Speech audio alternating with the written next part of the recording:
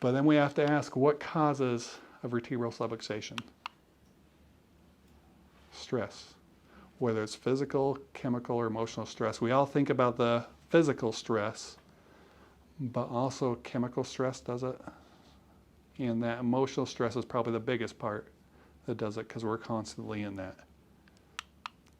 In fact, a lot of these things have been shown to even start back at infancy. There's actually been a couple big studies showing, and these were done actually by pediatricians, because they started to see kind of little infants when they first came into them were already having certain issues.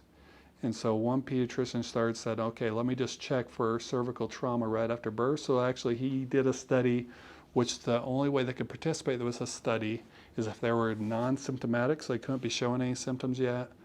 They had to have been within, I think it was the first 3 weeks of birth. And he started to see, one found 80%, the other one found almost 90% of kids already had some sort of cervical trauma right after birth. But the way I kind of think of it, how many of you are moms here?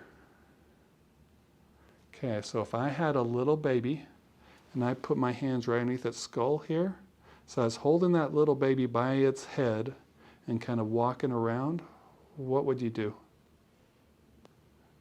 Yeah. Don't do that. Don't do that. So I've had a lot of people tell you I'd grab the baby, I'd slap you, then I'd call CPS on you too.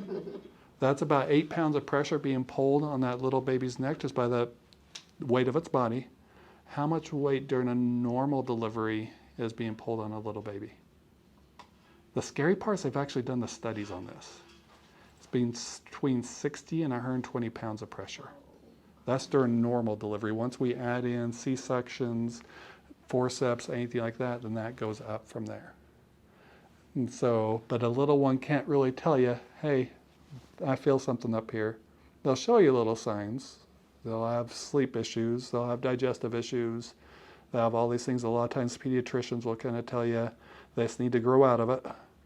But also they will turn one way, have a hard time, then start to turn the other way, but kind of just go back.